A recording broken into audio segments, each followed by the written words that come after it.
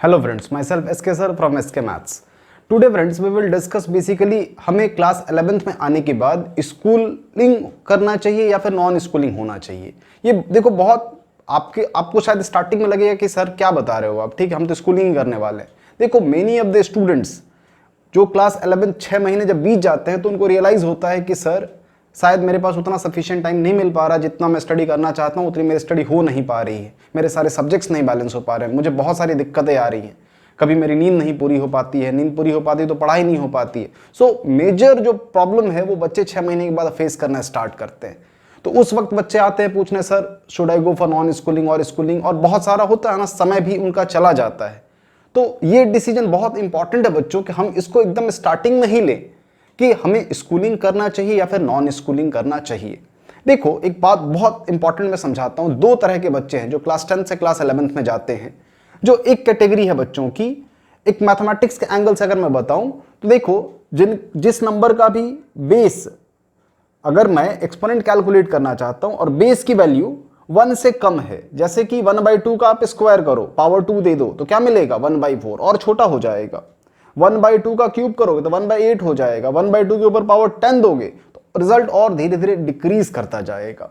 और अगर बेस 1 से ज्यादा है और आप पावर बढ़ाओगे तो फिर क्या होगा, रिजल्ट बढ़ेगा। जैसे बेस 1 से ज्यादा दैट इज व्हाट, बेस में मान लो 3 है, 3 का स्क्वायर तो 9 हो गया, 3 का क्यूब 27, 3 पावर 4 81। तो इस बात को तो समझना बेहद इंपॉर्टेंट है कि क्लास 10 से जब हम क्लास 11th में आए हैं तो हमारा बेस 1 से कम है कि 1 से ज्यादा है। अगर 1 से कम है तो 11th में एक बात तो आप समझ लीजिए कि पावर बढ़ने वाला है।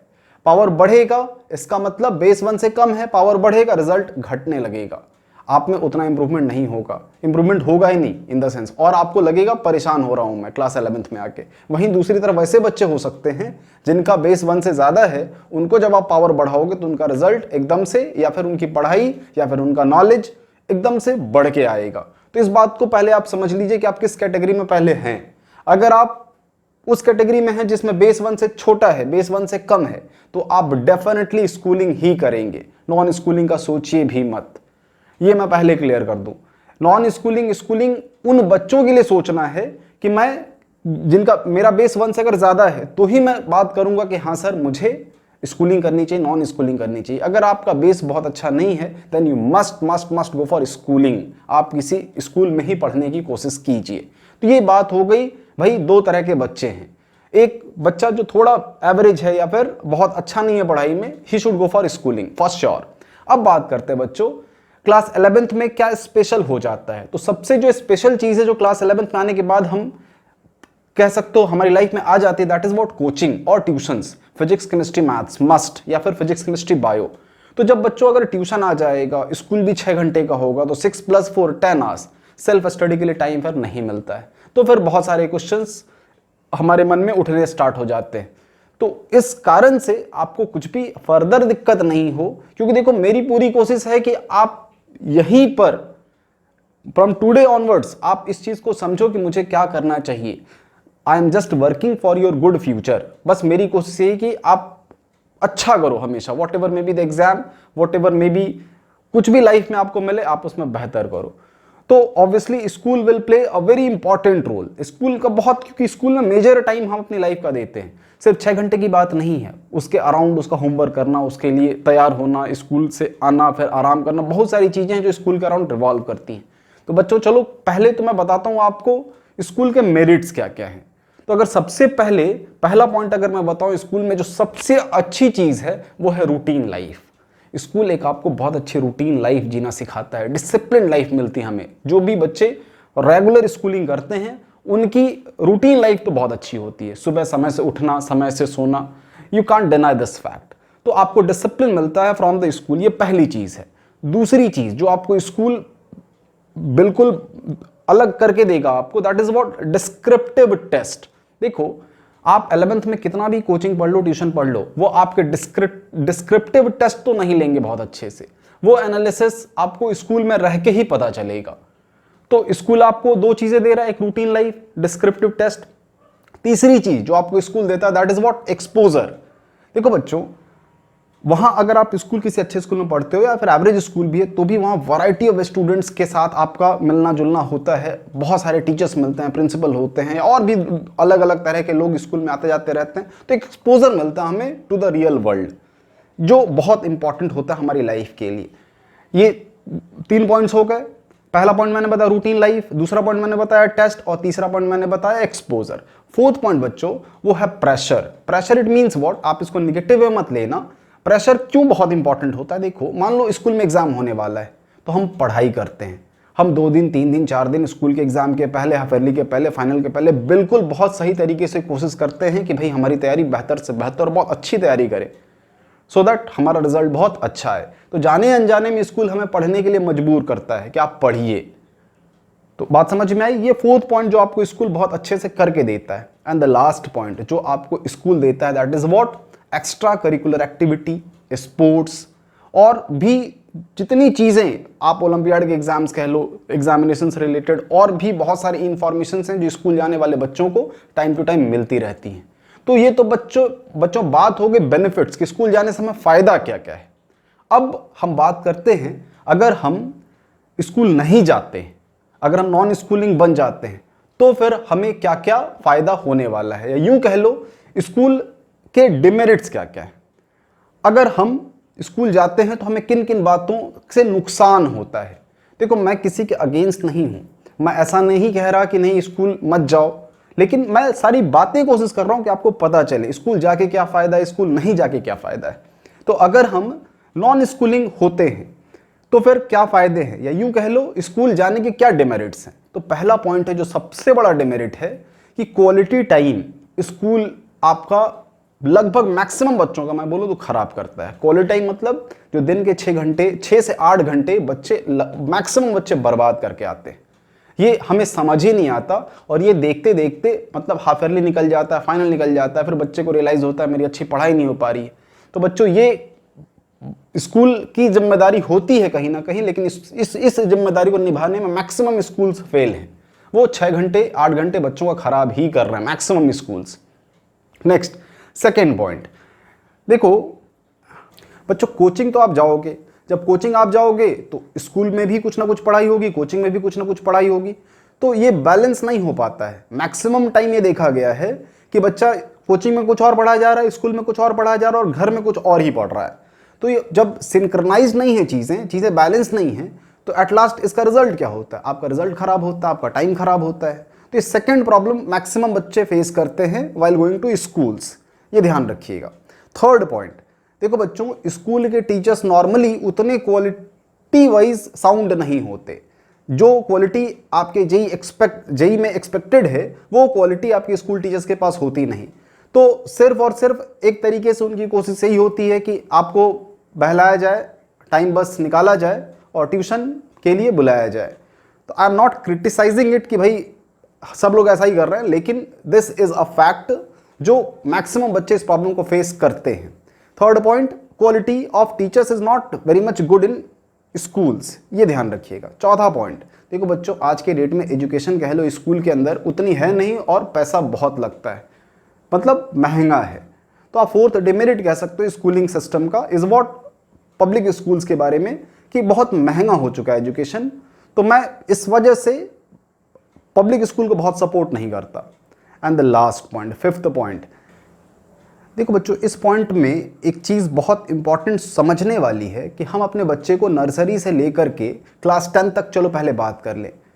इट मे बी पॉसिबल कि बच्चे ने अच्छा किया हो, लेकिन आप ध्यान से समझिए अगर किसी बच्चे ने अच्छा नहीं किया या मान लीजिए स्कूल से 20% 30% ऐसे बच्चे हैं जिन्होंने अच्छा नहीं किया, तो स्कूल बिल्कुल उनकी रिस्पॉन्सिबिलिटी लेने को तैयार नहीं है कि हाँ मैं कहीं से भी इन बच्चों के लिए जिम्मेदार हूँ। होता ना सीधा पल्ला झाड़ लेना, अरे भाई आपके यहाँ हम अपने कीमती 12 साल दे आए और 11-12 भी इवन बच्चे पढ़ लेते हैं, देन ऑल्सो उनका करियर अच्छा नहीं हो पाता। तो डोंट यू थिंक स्कूल की रिस्पॉन्सिबिलिटी बनती है, लेकिन स्कूल या फिर मैनेजमेंट कहीं से जिम्मेदारी लेने को तैयार नहीं होता। सो ये तो बात मुझे समझ में ही नहीं आती कि भाई हमने इतना सब कुछ दिया स्कूल को और स्कूल ने हमें बदले में सिर्फ जिम्मेदारी लेने से भी मना कर दिया, तो फिर तो प्रॉब्लम है यार। तो बात समझ में आ गई होगी स्कूल जाने के फ़ायदे क्या है, स्कूल नहीं जाने के फ़ायदे क्या है।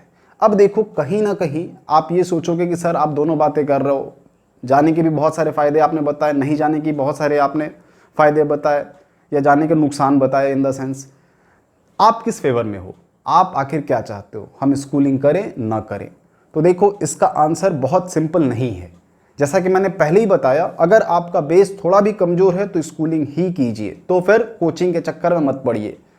नेक्स्ट, अगर आपका बेस अच्छा है तो आप सोच सकते हो कि हाँ मैं नॉन स्कूलिंग करूं, लेकिन इसमें देखो टेस्ट बहुत इंपॉर्टेंट होगा। आप पूरी कोशिश कीजिएगा कि जिस स्कूल के थ्रू आप अपने बोर्ड के एग्जाम को देने वाले हो वो आपका डिस्क्रिप्टिव टेस्ट कंडक्ट करा ले। आप टेस्ट से कभी मत भागिएगा। या फिर कोई टीचर अगर ये जिम्मेदारी ले कि चलो मैं आपका टेस्ट रेगुलर बेसिस पे लेता रहूँगा, मैं इवेल्युएट करूँगा आपको, तो फिर कोई दिक्कत नहीं है। तो इस बात का ख्याल रखिएगा। अगर कोई हमारे साथ खड़ा है हमारे एग्ज़ाम तक, कौन सा एग्ज़ाम, जो करियर ओरिएंटेड एग्ज़ाम है हमारा, जेई मेन है, जेई एडवांस है, नीट है, एम्स है, उन सभी एग्ज़ाम्स के लिए अगर कोई खड़ा है हमारे साथ तो स्कूल नहीं भी जाओगे तो काम चल जाएगा। लेकिन अगर कोई नहीं खड़ा है तो फिर स्कूल जाना पड़ेगा बच्चों। ये बात बहुत ध्यान रखिएगा। अगली चीज़ देखो, सब कुछ तो नहीं मिलेगा। जैसे आप सोचोगे कि स्कूल भी चले जाए, अच्छा रिजल्ट भी हो जाएगा, कोचिंग भी मैनेज हो जाएगा, तो ऐसा नहीं होने वाला। इसको समझने के लिए एक छोटी सी कहानी देखो, मैं समझाता हूँ आपको। इंडिया में देखो बंदर कैसे पकड़ते हैं।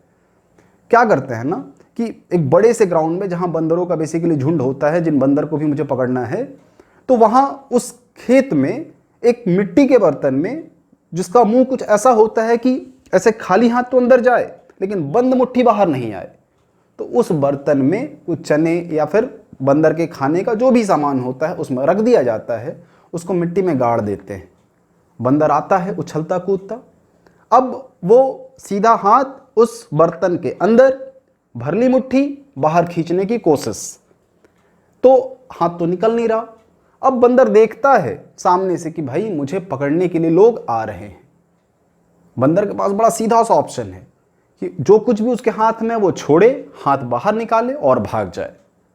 लेकिन बंदर तो अपने आप को बहुत तेज समझता है। बंदर को लगता है कि नहीं, उसके आने से पहले मैं ये सारा कुछ लेकर के निकल जाऊंगा। I can go for both, खाने को भी मिलेगा और आज़ादी भी मिलेगी। लेकिन आपको ही पता है बच्चों, वो दोनों चीज़ें तो उसको नहीं मिलने वाली। मिलना कोई एक ही है उसको। और यही कहीं ना कहीं हमारे साथ भी होता है। अगर हम ये सोचें स्कूल भी मिल जाएगा, कोचिंग भी मिल जाएगा, पढ़ाई भी मिल जाएगी, फ्रेंड्स भी मिल जाएंगे, each and everything we will get, continue सब कुछ वैसे ही चलता रहेगा, तो भाई ये सबसे बड़ा मिथ है, ये ट्रू नहीं है। आपको कुछ ना कुछ सेक्रीफाइस तो देखो बच्चों करना पड़ेगा। अगर आप सेक्रीफाइस नहीं करोगे, तकलीफ नहीं उठाओगे अपने स्टूडेंट लाइफ में, तो फिर रिजल्ट बहुत अच्छा नहीं होगा। और देखो तकलीफ 2 साल बाद हो, उससे बेहतर है कि वो तकलीफ हम आज से ही उठाएं। तो स्कूल जाना है नहीं जाना है, ये बहुत अच्छे से आप सोच समझ के डिसीजन लीजिएगा। अगर आप मैच्योर हो, स्टेबल हो, खुद की पढ़ाई मैनेज कर सकते हो, आपके साथ लोग खड़े हैं, तो आप अगर नॉन स्कूलिंग भी करते हो तो कोई नुकसान नहीं है। लेकिन अगर आप अकेले हो then definitely go for some school. अब एक रिक्वेस्ट एट लास्ट सबसे इन जनरल, देखो मैं बोकारो से हूँ, मेरी कोशिश यही रहती है कि बोकारो का रिजल्ट अच्छा हो। लास्ट ईयर मुझे बिल्कुल अच्छा नहीं लगा। बोकारो का जो टॉपर था जेईई एडवांस्ड का, हिज रैंक वाज 756, और अभी मैं दिल्ली फिरजी से आया तो अर्चित बबुना रैंक 3। तो सुन के मतलब होता है ना कि भाई हमारे शहर का रिजल्ट कहाँ है, दिल्ली जाओ वहाँ लोग मिलते हैं, तो बहुत थोड़ा अच्छा नहीं लगता, बुरा लगता है। तो भाई बोकारो का रिजल्ट क्यों गिर रहा है डे बाई डे, और हम क्या करें जिससे कि ये रिजल्ट थोड़ा अच्छा हो जाए। तो देखो यार, कहीं ना कहीं जितने स्कूल्स हैं सबको पहली चीज़ तो ये करनी चाहिए कि उन्होंने अपना सिलेबस का फ्लो डिक्लेयर कर देना चाहिए कि हम किस तरीके से अपने सिलेबस को, सीबीएसई के सिलेबस को पढ़ाने वाले हैं। अगर सारे स्कूल एक पैटर्न को फॉलो करने लगेंगे तो कहीं ना कहीं उस पैटर्न को कोचिंग वाले भी फॉलो करने लगेंगे। उनको भी तो चाहत है ना कि उनका बच्चा स्कूल में भी अच्छा करे और जेईई में भी अच्छा करे। तो अगर इस सिलेबस का फ्लो सब लोग एक साथ डिक्लेयर कर देंगे और एक जैसा होगा सबका, तो इसका फायदा हमारे शहर के बच्चों को बिल्कुल मिलेगा। देखो यही छोटा सा चीज़ है ना यार, जो कोटा में दिल्ली में या फिर और भी दूसरी जगहों पर जो बच्चे अच्छे कर रहे हैं उनका कैसा एकदम सिंक्रोनाइज्ड है सब कुछ। जो कुछ भी स्कूल में पढ़ाया जा रहा है वही कोचिंग है, वही स्कूल है, सब कुछ एक है। बच्चा कहीं भी होता ना ऊपर नीचे नहीं जा रहा, सबकी फ्रीक्वेंसी मैच कर रही है। तो क्या प्रोड्यूस हो रहा होगा? रेजोनेंस। और रेजोनेंस मतलब सब कुछ होता है ना डबल डबल डबल। और हमारे यहाँ स्कूल वाले अलग ट्यून में हैं, कोचिंग वाले अलग ट्यून में हैं, बच्चा अलग ट्यून में है, कुछ भी सिंक्रोनाइज नहीं है। और जब सिंक्रोनाइज नहीं है तो भाई क्या इफेक्ट क्या होना है बताओ? किसका करियर खराब होना है, किसका रिजल्ट खराब होना है? आपका खराब होना है।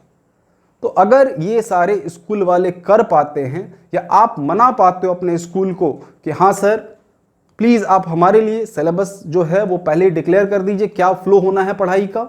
और कोचिंग वाले अगर इस चीज़ को फॉलो करने लगे, उनकी बात मान के कि हाँ चलो इस स्कूल के कॉरस्पॉन्डिंग स्कूल का, शहर का सारा स्कूल, सबका एक सिलेबस एक फ्लो, और बस उसको फॉलो करते रहिए, देखिए फिर शहर का रिजल्ट कैसे अपने आप इंप्रूव हो जाता है। होप आपको ये सेशन बहुत अच्छा लगा होगा। चलिए, thank you, all the best.